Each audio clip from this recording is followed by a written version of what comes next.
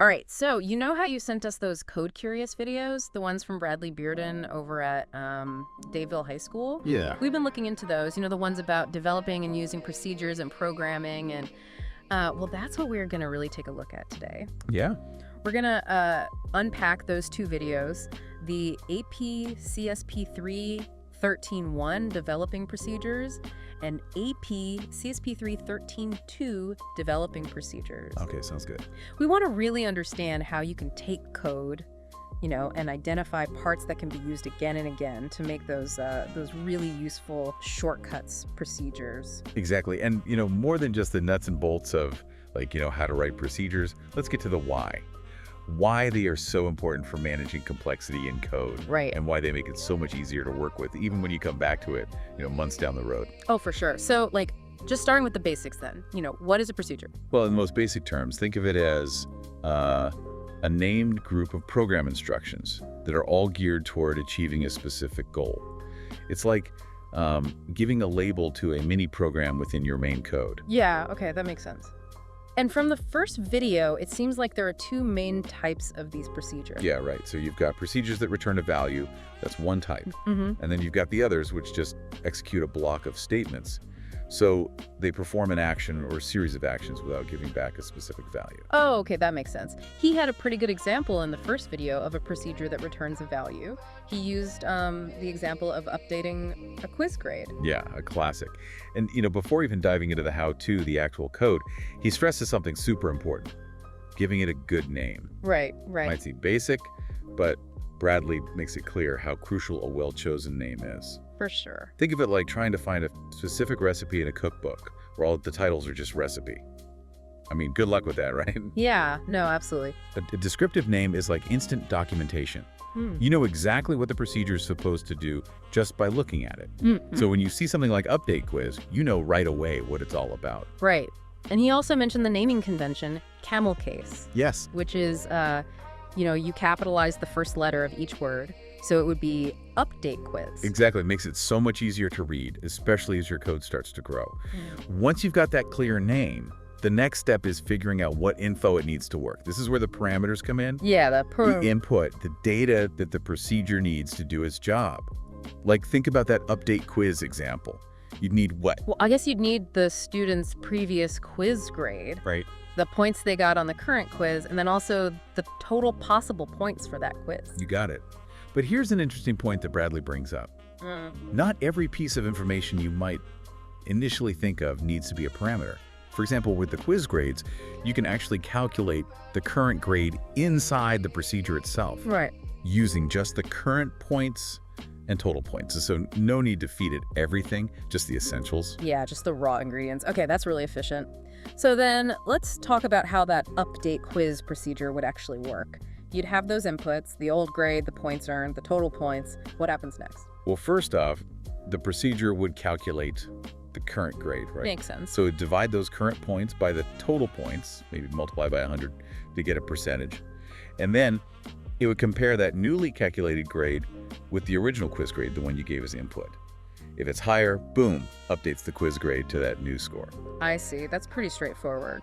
So it does all these calculations internally and then spits out, returns the potentially updated quiz grade. Right, exactly. That return value is key. It's how the main program gets the new information back. Okay, so I get that. That's a practical example with grades. But the first video also had a cool visual example with, a robot moving on a grid. Oh yeah, that was a good one. It really helps to visualize how a bunch of instructions can be bundled together into a neat procedure. Right. It made it really easy to understand. So the robot examples, they were really helpful for showing how those procedures could be used to control the robot's actions. So if a procedure doesn't return a value, then what is it really doing? Just performing the actions like moving the robot. Precisely.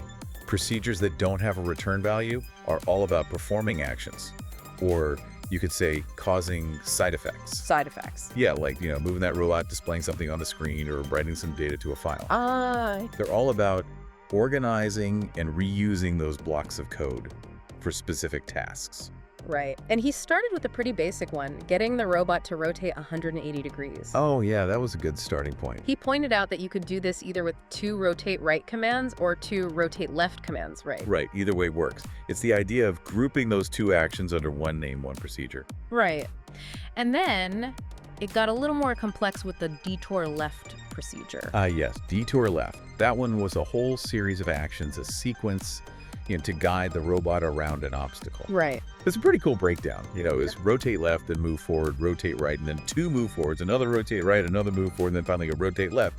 It's a very specific set of steps. Yeah. And it's repeatable. Right.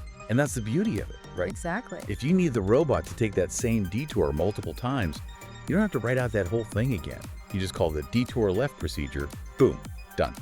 And that leads us to procedural abstraction, which is, the big idea, the power of using procedures. And the second video, it really dives deep into this. Oh yeah, procedural abstraction, that's where the real magic happens. It's like when you use a procedure, you're treating it as this sort of black box. You know what it's supposed to do and what it needs to get started, but you don't need to be bogged down with the nitty-gritty details of how it actually works. So I only need to know the what and not the how. Interesting. Exactly. It's like that built-in round procedure that Bradley mentioned. You put in a number, it gives you back the rounded version. You don't have to worry about the specific math behind it. You just trust that it'll do its thing correctly. Oh, okay. Yeah, I get that. So how does that apply to something like our update quiz procedure? Let's say you decided you wanted those quiz grades to be rounded to the nearest whole number instead of having all those pesky decimals.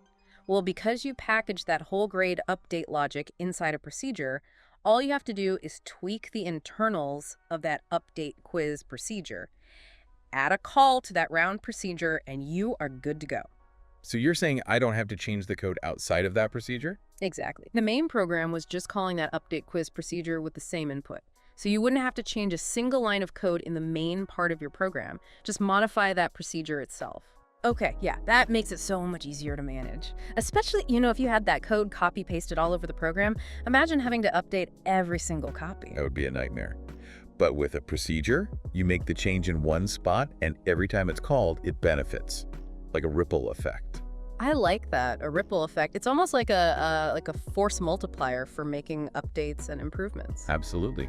The second video then goes on to show this cool example of how a code segment might change over time. It starts as a bunch of individual commands, then you see those repeating patterns, similar blocks of code. Yeah. And finally, they get transformed into that detour left procedure. But then it gets even better. They take that detour left and break it down further using a turn corner procedure followed by 2 move forwards. It's like breaking it down into smaller and smaller pieces. Yes. And that's the power of procedural abstraction in action.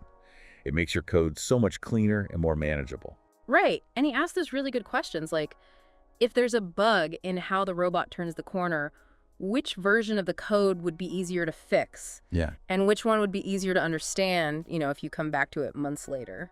Absolutely. Think about it. With those well-named procedures like detour left or turn corner, if the robot isn't turning right, you know exactly where to look. You don't have to wade through all those individual robot movements.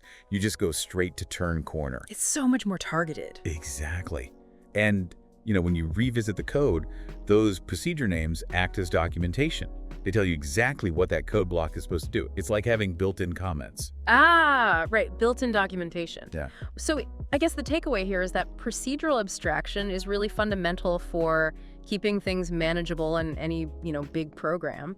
And it prevents you from repeating the same code over and over. Absolutely. And by doing that, you also reduce the chances of making mistakes. Your code becomes cleaner, more concise. Makes sense. And then maybe the biggest advantage of all, it makes those updates and fixes so much easier. Oh, huge.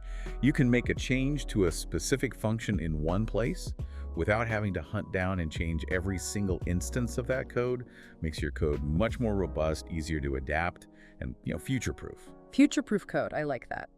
So as we wrap up this deep dive, it's pretty clear that by recognizing those reusable chunks of code and turning them into those nicely named procedures, we're not just saving ourselves time, we're making the whole programming process much more efficient and manageable. Definitely. And it's not just about writing less code, it's about writing smarter code. Right. Code that is easier for everyone to understand, less prone to errors, and a whole lot easier to maintain. It's like you're setting yourself up for success in the long run. And it makes you think, right, this idea of breaking things down into smaller, reusable steps, could that apply to other areas of problem solving, even outside of coding? I think it could, and it's definitely something worth thinking about. Thanks for joining us on this one. It's been a great deep dive. My pleasure. We'll see you on the next one. See you next time.